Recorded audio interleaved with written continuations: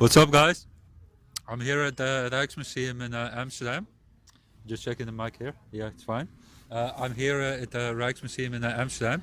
Today I want to be talking about taking the opportunity and kind of taking a mathematical approach to that. So when you look at the weekly schedule, everyone has 7 times 24, which is 168 hours. Now, most people they work like 40 hours. So if you take 50 hours away from that, you have 118 hours. So everyone has 118 hours. Then you take 7 times 8, which is 56, which is 62 hours. So everyone, doesn't matter like what you're doing, unless you're having like a different job, you have 62 hours available to do whatever you want to do.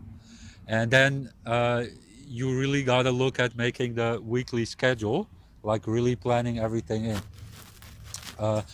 to understand the urgency to have it. So understanding kind of like the urgency to understand, yeah, I have these hours and I really got to do it. Now, when you're just starting out with that stuff, it might be a little bit difficult to kind of roll into it. So one thing that you can do is something called a Pomodoro Technique. So Pomodoro Technique is kind of like you're starting out slow. You'll eventually build up to like, I think it was some like 40 hours of work with like 1 to 2 minutes of a break. But it's like a gradual build up. So first off, you start with like 3 minutes of work, and then you take a break for 2, and you slowly build it up and build it up. It was like some Italian guy that made up that technique, but it's very useful. So that's just one way to kind of roll into it. If you don't really have the habit to already start doing the things that you want to do, and you're like kind of lazy, like, I want to do this, but yeah, I don't really know how. One way is to just what they call baby step it. So you just roll into that. Using the Pomodoro technique is very useful for that. Another way is to like just kind of force yourself into it. You always kind of gotta look at like the personality that you have and kind of like adjusting it to that. Now, I would also always like say, like in fitness, they have something called the RPE scale, which is 1 through 10, where they are like, okay, if you do this exercise and you're like really sweating, you can't even hold a conversation, that's like an 8. So I would always say, like, whatever you're doing, try to do an 8. Otherwise, there will not really be growth regarding that. Because if you're hitting a 5 or a 6, you're just relaxed. And yeah, you kind of always need to put pressure on yourself to do the stuff. So that being said, you have like various personalities. It depends on like your upbringing and stuff like that, how easy something is. So that's why you always have to push yourself until that 8, where it's like really, really, really difficult. Now, for someone, that might be, let's take it in like running. So someone can maybe like run 5 kilometers. Someone else might be able to run 10 kilometers. Now, that's kind of the 8 that I'm talking about. So for someone, that 5 kilometers might be an 8 on that scale. For someone else, the 10 kilometers is 8, and the 5 is like a 5 on the RPE scale. So that's something that you always be got to be looking for. You don't want to like fully freak out that you're having like a breakdown or something. So always kind of like expanding your comfort zone. And if you're doing it like that, then eventually your 8 on the RPE scale will rise, like, because you will just expand your comfort zone. And yeah, that's just a very useful thing to do.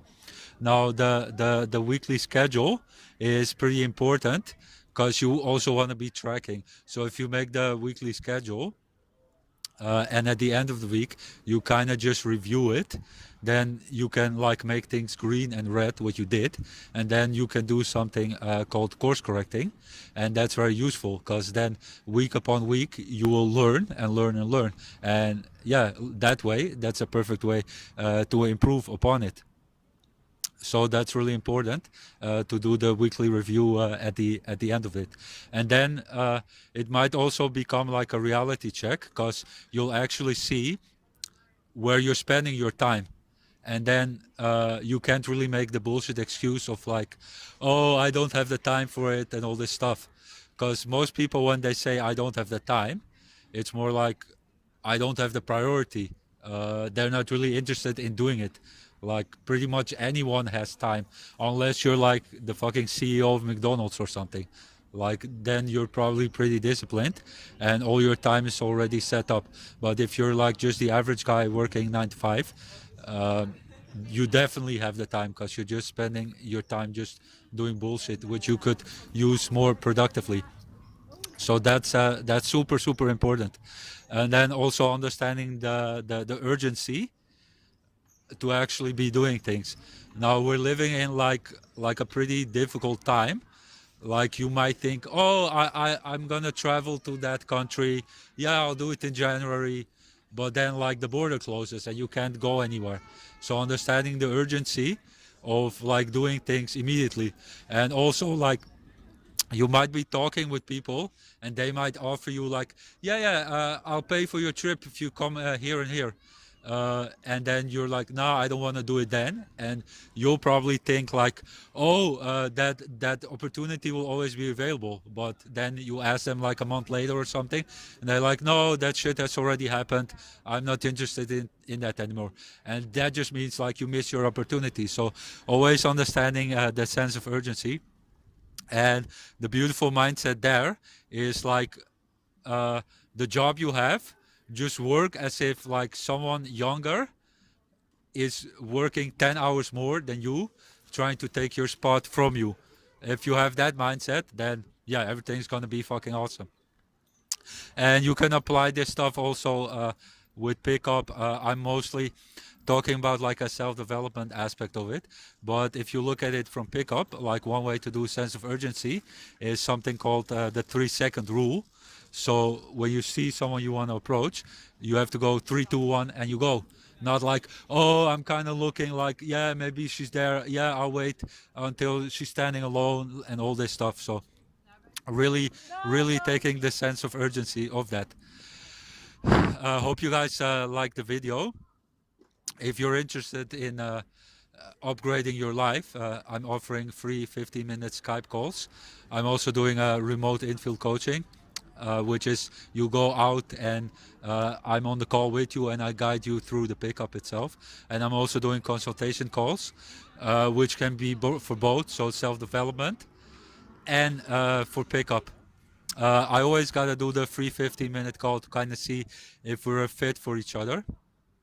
And yeah, let me know if you're interested. Thanks for watching.